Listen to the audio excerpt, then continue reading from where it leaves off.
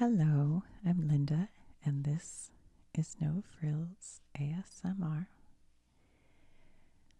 I want to talk to you today about the deadliest dam disaster in U.S. history. You know, I had a joke for that, but I'll forego it because this is a serious subject. And I will warn you that there are some stories of death and dying because it is a terrible disaster. So here we go. This is the story of the Great Flood of 1889, which was a dam break that happened near Johnstown, Pennsylvania, and killed almost 3,000 people. 2,000, no, I'm sorry, that was an exaggeration. 2,209 people died. And it's an interesting story because it deals with the wealth of the Gilded Age and things that could have been done, possibly, that could have prevented it. So it's an interesting story. I thought maybe I'd start by reading you a survivor story. But I will warn you, it's horrible. It's a very sad story. So let me pull it up here because I wanted to print it, but I couldn't quite get my printer going. So this is on a website that you could look up if you're curious, from the Johnstown Flood Museum. And it's called Survivor Stories, and there are a few of them here. But I wanted to read you this story of Anna Fenn Maxwell. So this is just kind of, before I tell you about it, I'll tell you just so you have an idea of the human aspect of this story. Before the flood struck, Anna Fenn's husband John was at a neighbor's house, helping them move their furniture to higher ground. He was washed away moments before the flood struck the Fenn home, where Anna and the 7 children were. Mrs. Fenn held the baby while the other 6 children clung to her, but one after the other they were drowned. She described the scene as follows, and this is her quote: "The water rose and floated us until our heads nearly touched the ceiling. It was dark, and the house was tossing every way. The air was stifling, and I could not tell just the moment the rest of the children had to give up and drown. What I suffered with the bodies of my 7 children floating around me in the gloom can never be told." Yeah, I imagine. John Fenn also died in the flood. Mrs. Fenn gave birth to a baby girl a few weeks later, but the child did not survive. Eventually, she remarried and moved to Richmond, Virginia, and apparently had no more children. She died in 1928, and her grave is marked with a large monument in Johnstown's Grandview Cemetery. And here is a picture of her, like such a sweet, cute. And then here are her children. 1, 2, 3, 4, 5, 6. So she must have had another baby because she said she was holding a baby. I mean, so there are other stories here, and they're interesting, and we'll see. Maybe we'll look at them later. But, okay. So this flood happened in May 31st. I should have done this video yesterday because it was May 31st of 1889. And it was known as the Great Flood of 1889, but kind of became known as the Johnstown Flood because Johnstown, Pennsylvania ended up getting the was the biggest town on the waterway. I'll just show you real quick on this map. I did the video just a couple days ago about Rolling Rock Brewery in Latrobe, and I saw on the map when I was doing that Johnstown. And I remembered watching a TV show called The Men Who Built America.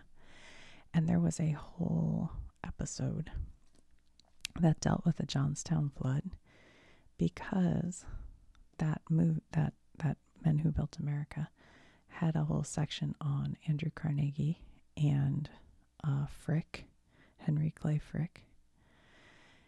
And I'll tell you, now, this is like the golden age. What do they call the Gilded Age? And like Frick and the Rockefellers and all these people had tons of money. And Carnegie, who was from Scotland, I think he was from Scotland, he had a lot of business dealings in Pittsburgh, and he didn't like to be the bad guy, so he kind of hired Frick. And this is what I heard from Men Who Built America. I don't know how accurate, but he hired Frick to kind of be a strong man. And there was a lot of interesting instances of Frick, I forget what they call those guys. He'd call in I forget what they're called, but they'd beat up the working men. And anyway, that's a different story. We'll go to that. But Frick was one of the founding members of a club outside of Johnstown called the South Fork Fishing and Hunting Club of Pittsburgh. And Carnegie was a dues-paying member of that club. And the Men Who Built America made it sound as if Carnegie spent time there. But when I was reading up on it, I'm not really sure he did. But Frick definitely did. But at the time of the flood, Carnegie was in Paris. And he pretty quickly started to put together some funds for Johnstown. But that's sort of a separate story. So here we have Johnstown. And you can, I'm sure you can't see on this map because it's small, but in this corner we have the close-up of Johnstown. And here it says Johnstown Flood National Museum. And here, this blue is the river that leads into Johnstown. That's the South Fork Little Conemaugh. Is that how you say that? I don't know. River. And that leads into Johnstown. So see how it kind of goes. And another river also goes into it here.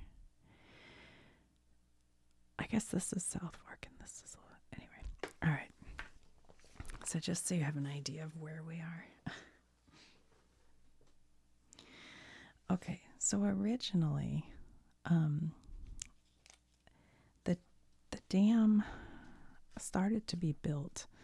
I don't know all of this. I'm not going to try to, but it was like the Pennsylvania Main Line, I think it was called. They started to build the dam. They got it like halfway built and then realized maybe they didn't need it. And so it washed away part of it. That was the first breaking of the dam. It kind of flooded, but it was a minor flood. As far as I know, it didn't, cause any major problems. However, there is thought that first flood, they never quite built it up because it was never finished the first time. They never built it back, as well again. And I think the way these dams, it's a natural dam. And they use what's called, I know this old one, clay puddling. So you take clay and you get it so saturated with water that it can't take on any more water. And then it becomes sort of a watertight element. And they've used this, in Europe going back centuries. And so it was using clay puddling. I guess this is, somebody who knows dams can make a video because I don't. But my understanding is they use clay puddling to build up the bottom. And then they use rocks and I think the clay puddling to create the dam. And the pressure of the water, and the dam's kind of like bigger than this, it's not one layer, but that actually makes the dam more and more solid. And then they put, these are rocks, guys. That's what these are. And I think these rocks are called, oh shoot, they're called what are they called? Riprap. It's going to come to me in a minute. It's like riprap or rip.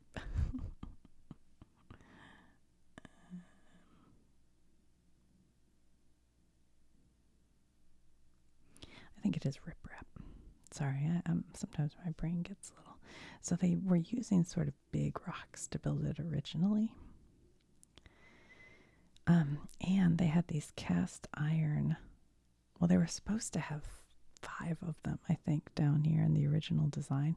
But I don't think those were ever all put in. But they did have, I think, 3. I could be wrong about this, but I think it was like 3 cast iron to allow some water to get out to keep the pressure. Right? Anyway, okay. So then this is full of this stone. It's all up in here. Blah, blah, blah, blah, blah, blah, blah. Imagine that's all stone. And then there's the top, right? Okay. So then after it washed away partially, I think that's when Pennsylvania Railroad bought it. And they didn't really need it. I think it was just to keep, I don't know. I don't really know why Pennsylvania Railroad bought it. But anyway, they finished building it, but then failed to maintain it. And this is a lot of years passing by, 40, 50 years, I think. So then it failed again. And that time it washed away, part of it.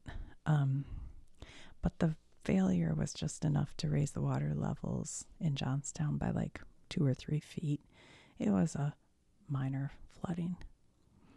So then the railroad's like, we don't want this anymore. So this U.S. congressman named John Riley, he bought it for $2,500. And for some reason, these are called like sluice pipes, I think they're called.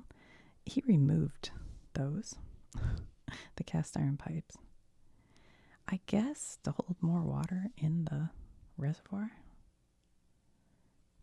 I don't know. I could have that wrong, but that's what I feel like I remember hearing. So now those pipes have been removed. And he convinces his buddy, Benjamin Ruff, I think he was friends with him, I don't know, I could remember, but to buy this property for the South Fork Fishing and Hunting Club of Pittsburgh. Okay, so now what we have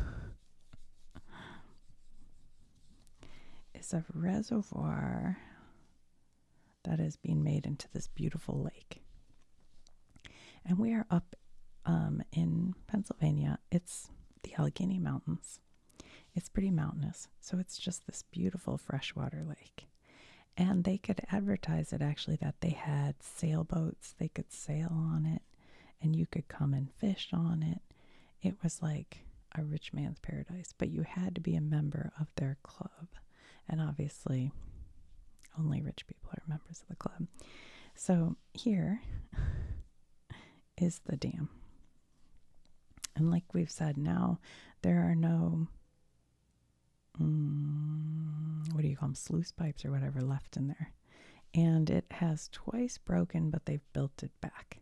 But I read in one place that the riprap they used when building it back, instead of using the big rocks, they kind of used these smaller rocks. So they were kind of cheaping out on that kind of stuff. And then they lowered the top of the dam because they wanted to be able to put a bridge in there that horses could and people could walk over. And then near the dam, right off on the other sides, were 2 spillways. And so anytime the water level would get, too high, the spillways were lower than the dam. So some of the water would spill out the spillways and go into the river below. Well, the problem for the hunting club, which I think was like over here. It could have been over here, I'm not sure. But anyway, so the hunting club, they wanted to be able to fish, and the spillways were allowing fish to escape their lake. So they put in a screen into both of these spillways to keep the fish from being able to escape. And then they put a little bridge on top of them both so that they could have a trail that went all the way around the lake. Well, so, okay, fine. So they're having a great time here. They're all fishing and loving life. And there are a few different engineers. Well, actually, let's talk about this. So here we have the river. This is the, what did we say? South Fork River? Okay, so it comes up here to where South Fork Town is. I don't know if it's a town, a city, I don't know. And then there's another river called the Little, I forget what I just told you. What was it? Anyway, whatever. Okay, so the river goes past South Fork, and then it kind of had that little loop-de-loop, and it kind of goes back and forth a little bit. I don't know, something like that. And then it comes out here in the city of Johnstown. Now, Johnstown at the time was dealing with steel and I think iron. So like trains were going out of there, in and out of there. It was wealthy. There were a lot of nice homes. People were doing really great in Johnstown. And there was a guy there who owned a iron business. Hold on, let me think of the name. Hold on.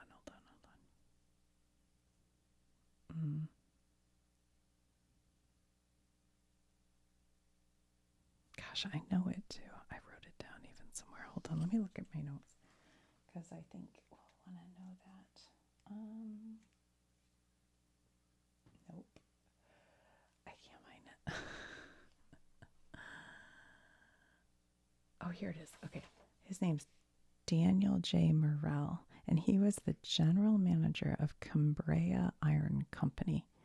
And so he's working here in Johnstown, and he had engineers who worked at Cambria Iron Company. And he said, hey, go check out that dam and see how it's doing because we're downriver of it. And there had been people saying that dam's not going to hold forever. So his engineers went and looked at it and said, yeah, it's in bad shape. It needs repair. Things have to be done. And so Daniel Morrell, I don't know. He went to the people, the heads of the hunting and fishing club, and told them, and they ignored him. Well, he was a rich guy. He owned the company. So he went ahead and joined the club so that he could try to convince them from inside that, hey, we got to do something about this dam. But the basic consensus was, it's fine. Don't worry about the dam. It's fine. Well, now we're to like May, I think starting May 28th of 1889, it starts to rain. And it's a torrential downpour type rain. Hold on, let me get a different pen. So it starts raining and raining and raining, and everybody puts their sailboats away. And the engineer who actually did work on the dam, his name was John Park, and he keeps checking the dam, and he's like, yeah, the waters are getting pretty high, but historically we've been okay. We'll probably be okay. But then he saw that the fish screens and the bridges were starting to collect debris from the water. And he, for a minute, said, we need to take these fish screens and the bridges out and allow some water to come out of here. But then the rains subsided a little and then came back a little, and it kind of, and he's like, nah, I guess it's okay. So he had a moment where he thought about doing that, but then he decided, I think it's going to hold. I think it's okay. the story is he went to have lunch at the hunting and fishing club, and he did, let's see, and that's when, because of the blockage of the screens and everything, it kept the water from being able to spill over. So eventually the water just became so much that it spilled right over the top of the dam. And because this was lowered for a walking bridge, it became easier for water to spill that way. And once it started to go over, and this is a little bit unknown why it just collapsed, but it could be because there was a lot of debris already in the water from coming down, or just the smaller rocks didn't hold, or because of the lowering of the dam that just weakened the whole structure. But whatever the reason, it created a massive flood. And instead of the rains backing off, the rains kept coming and coming and coming. And this flood started to work its way down the South Fork River. So now at this point, John Park sent some of his men to go telegraph to both South Fork and Johnstown and let them know there's a flood coming. Now, some people say that because of the flood, the telegraphs were out and Johnstown never received the telegraph. But there also was a man who rode horseback, and he told South Fork. And I thought I read on one of the things that somebody managed to get to Johnstown. Now, I can tell from the writings that we've read from, like, the one we just read from, what was her name? Anna. Hold on. Anna even says, before the flood struck, Anna Fenn's husband John was at a neighbor's house helping them move the furniture to higher ground. So definitely the people in town had an idea there was a flood coming. They just didn't know what it was going to be. And one thing I watched said that they were told about it, but there had been so many smaller floods already in Johnstown, and so many times people said, the dam's going to break, that it was almost like the little boy who cried wolf, and that they just went, it's probably not a problem. It'll probably be fine. Or maybe we need to move the furniture to the second floor, like, just to be safe. But it's probably not going to be that bad. But they didn't know what was coming, because this water break, there were reports that said it was as much water as the Mississippi River flowing down. And it goes through South Fork and takes out that town. And while it's going, it is picking up trees. It is picking up houses. It is picking up boulders, animals, cows, deer, humans, horses. It is picking up so much stuff, and it keeps raining, and it keeps raining, and it keeps raining.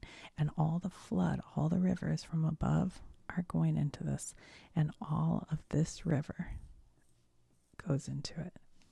So by the time it hits Johnstown, it is a mass of debris, raging water. It's just a terrible thing. And near Johnstown, there's a bridge. And because of all the debris, it starts to get held up around that bridge. And other spots too, debris would catch and it would get held up around the bridge. And one thing I forgot to mention is this is the Allegheny Mountains, and there are mountains basically on both sides. And they're not like Rocky Mountain sized mountains, but they're still enough to contain the water. And so all the rainwater was also coming off the mountainsides. So there was just so much water coming into this. So occasionally you'd get a buildup of debris that would kind of stop the water.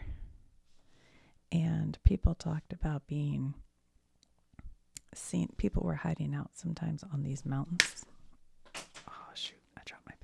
on these mountainsides, not hiding out, but had run to higher ground. And they could see what happened.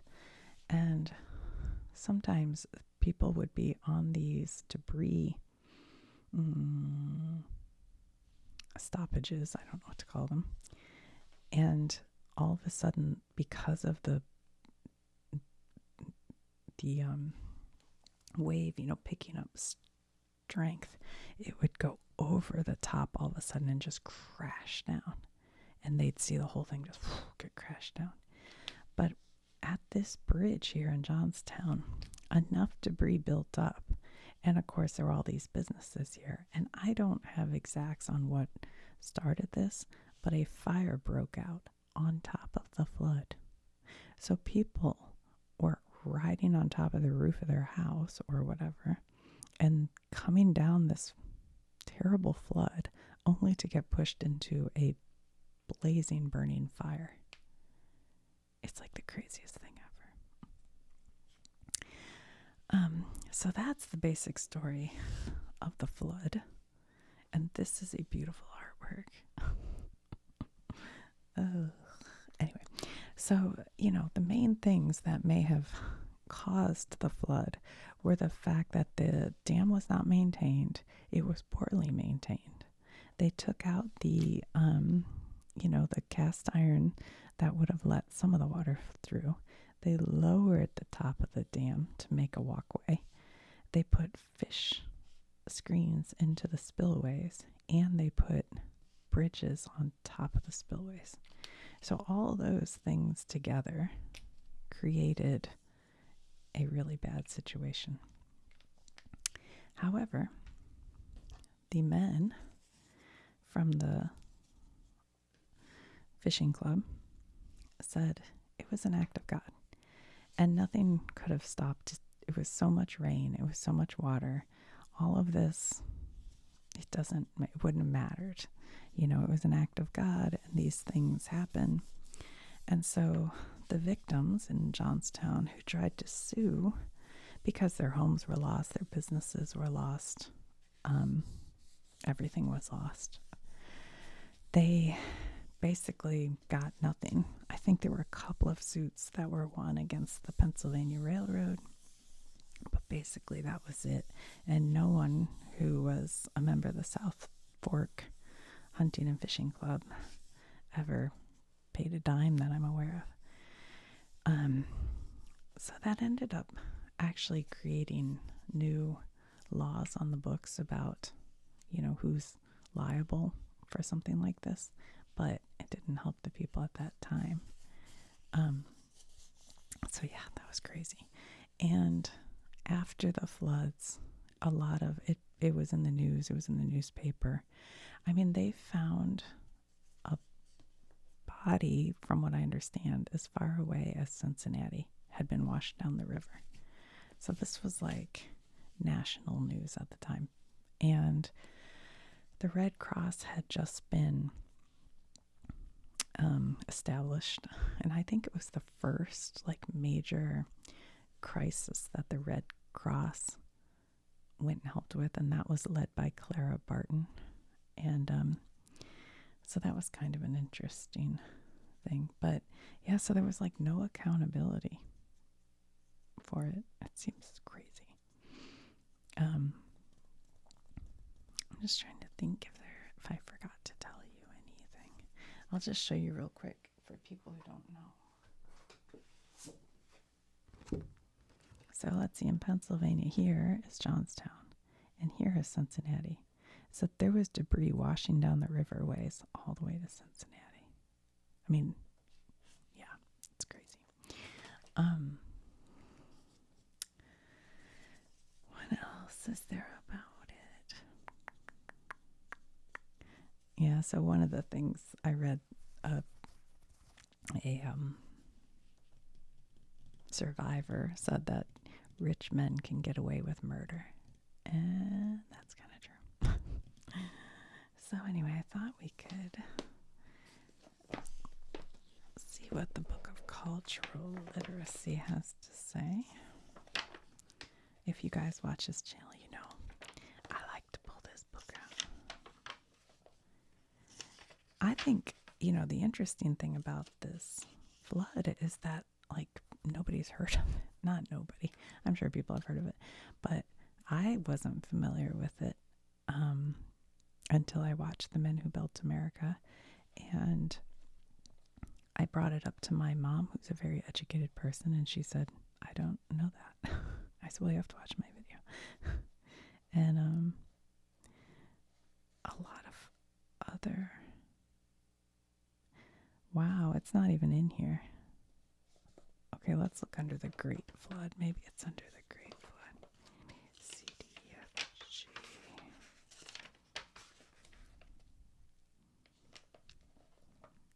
The Great Flood, G-R-E-A.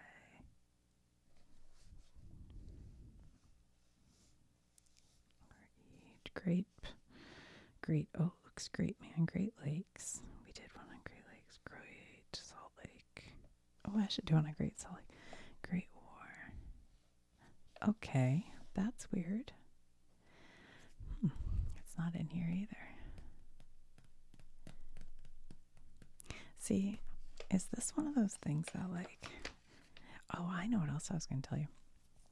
After the flood happened and the lawsuits kind of all got just pushed aside, nobody was held responsible. The lawyers for the South Fork Fishing and Hunting Club destroyed all the documents that they had about the dam. And they said, oh, we just thought it was over. So nobody can review the documents and see, what was or wasn't done.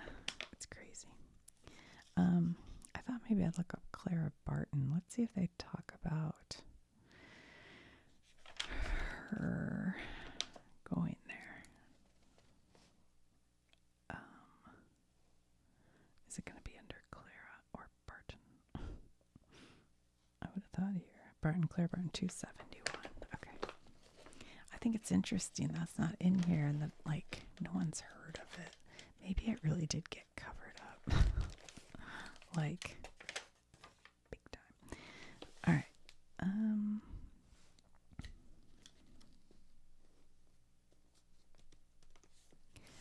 Where is she? It's right here. Here it is. A reformer and nurse of the 19th century who founded the American Red Cross in the 1880s.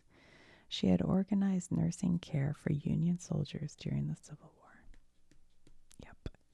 Well, hold on. Let's look up Red Cross and see if they say their very first thing they did was the Great Flood. How many of you have heard of this? I'm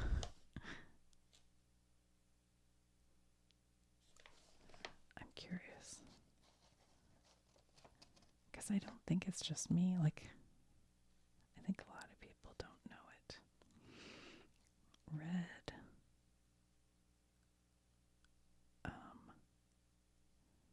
What am I doing wrong? Where is it? Real, active, red rose, red badge of courage, Red Cross 271, 313. Because that one was the Clara Barton 313.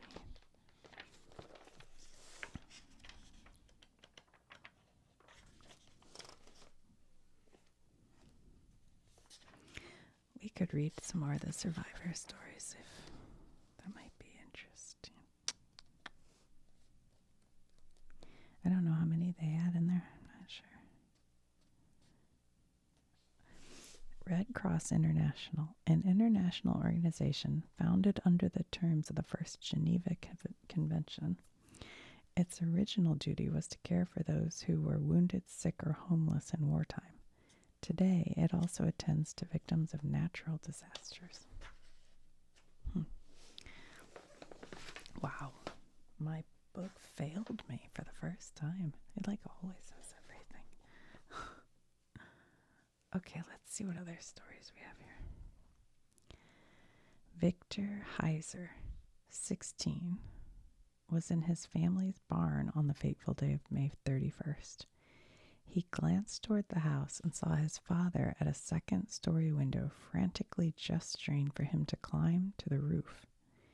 He scrambled up and saw what his father had seen, a 2-story, rumbling mass of debris crashing down the valley toward them.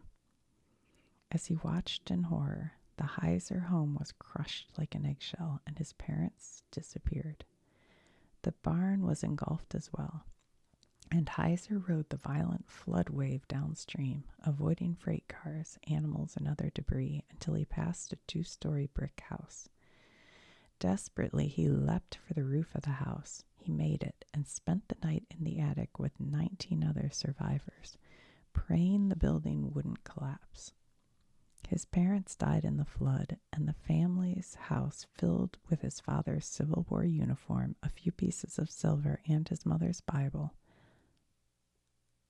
I'm sorry. I read that wrong. His parents died in the flood, and the family's downtown store was gone. All he had from his former life was a trunk from his parents' house filled with his father's Civil War uniform, a few pieces of silver, and his mother's Bible. It had somehow survived the flood and been returned to Victor, the family's sole survivor. He left Johnstown, went to college, and eventually became a physician. As a public health officer and physician, Dr. Victor Heiser is credited with saving as many as 2 million lives. What? And developed the first effective treatment against leprosy. What? That's crazy. He wrote a best-selling memoir, and before his death in 1972, was interviewed by historian David McCullough. A recording of that interview is stored in the Johnstown Area Heritage Association archives. Well, they should put that online. That's interesting. He's credited with saving 2 million lives. Is that because of the leprosy? That's amazing. Wow. The Waters family. George and Bella Waters had managed to move most of their family's best things to the second floor. See, so people knew. I've read people say, "Oh, they didn't know." No, they knew. They just didn't know how bad it was. Anyway, okay, they moved most of their family's belongings second floor of the house by the time the flood wave hit. Their 3 young daughters were at home, and their 7-year-old son was visiting a neighbor. Oh no, I don't feel good about that. Waters heard someone down the street shout a warning, and hurried his wife and daughters up a ladder into the unfinished attic with no floor. The family was forced to stand on joists. The lathe and plaster ceiling between each joist could not support their weight. The water rose upstairs, and the family struggled to keep their balance as the house shook. Belle, holding baby Eva, fell through the ceiling, but was able to keep her head above water by standing on tiptoe, balancing on a raised corner of the room. She lifted Ava above her shoulders. Mary and Margaret soon fell into the murky water too, and struggled amid the swirling debris. Good grief. Desperate, George reached into the water and grabbed 2 feet and thought he only had one of the girls, and called in despair to his wife.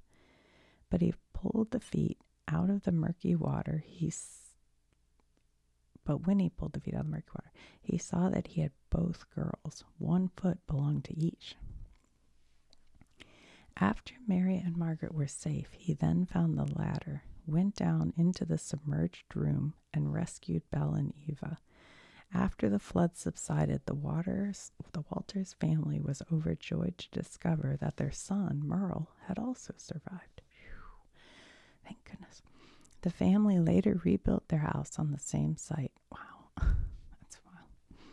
As a memento of the terrible flood, Belle saved the dress 5-year-old Mary had worn that fateful day. Although washed and ironed, it had been permanently stained slightly darker by the flood's waters. The dress was donated to the Johnstown Flood Museum in 1989 by Mary Waters' descendants and is on display. That's crazy. Alma Hall, located on Main Street, is the tallest structure, and it was a shelter for 264 desperate flood survivors on its upper floors. I bet a lot of buildings were made out of wood, and this is brick. So it still stands today. That's amazing. The survivors huddled together in the dark without dry clothes, food, or medical supplies, wondering if the building would collapse. Oh my goodness. Well, those are interesting stories. But yeah, this first one, Anna Fenn Maxwell, is just devastating. Just, how do you go on? How do you go on, like, after something like that? I don't know. So when I first thought of making this video, let me see if I can get this quietly. I had this idea that I would use the sand and then houses from like Monopoly to show it. But one, I thought maybe that was silly. But actually the main reason I didn't do it is because I don't have Monopoly apparently. And I couldn't quite figure out how to make the sand work. But maybe I'll end this video with just like trying to do that. So I don't know. We'll see how it works. Probably it won't. I couldn't figure out how to make the dam or anything, you know. I was like, how would I do this? I'm afraid this will be too loud, maybe, anyway. Let's see if I can do it quietly.